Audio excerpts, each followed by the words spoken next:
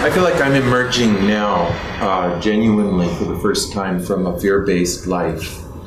And as I kind of come up and look around, you know, I see how much fear and how many lives are based in fear. And that kind of re-stimulates the stuff that I'm kind of recently leaving.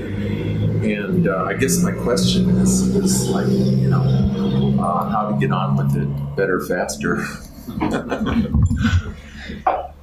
I would suggest you continue doing what you're doing, but develop the skills to be able to get out of fear when it happens. Don't be afraid of fear. Okay? It may come about because of a high state of stress, because of a shock, because of the group or environment that you're in. It could be there again. Right? The important thing is not whether you have fear or not, but whether you know what to do when you have it.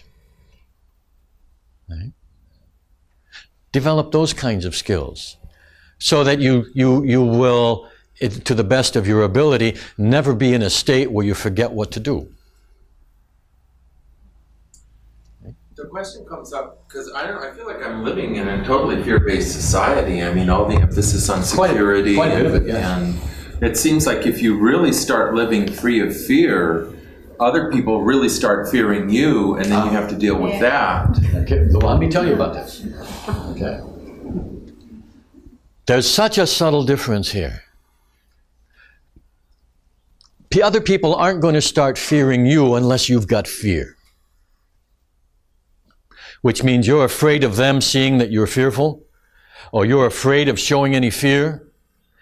Now you're starting to suppress, and this is going out, and people are going to be aware of it. If you are truly without fear, anybody who comes near you will be without fear. Unless they make you fearful. Okay? It's got to go one way or the other. Right? But if you're experiencing, and this is okay in the process of transition and growth, when we're in the process of transition and growth into new skills, we're going to experience anything that's different from the skill. So if you are working toward eliminating the fearful ideas that you've had in your life and the feelings of fear, you're going to have plenty of opportunity to work with the fears you still have and the fears you still remember.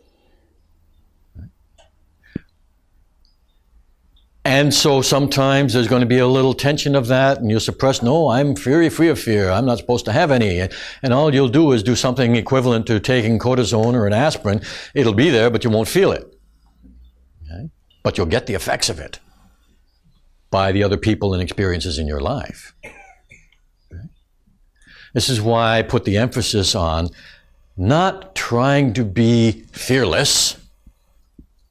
I mean, that's a warrior approach, and you can do that if you want to. Okay? But instead, trying to be skillful so that you know how to change it when fear occurs. Okay?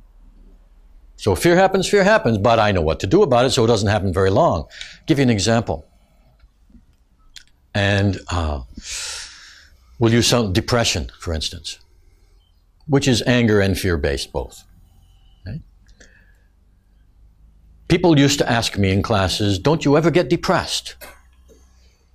And I would say yes, sometimes for as long as 2 minutes. Yeah.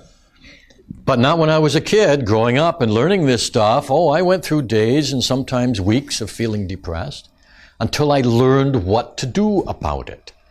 Now, all that's happened is I'm so aware of what that feels like, the moment it begins to happen, I do something and shift it, not suppress it, but change the pattern.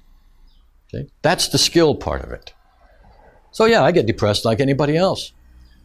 In fact, if you want to talk about the real great masters, think about this. Why do they still meditate? Because it keeps them in practice and brings them back into balance. Right?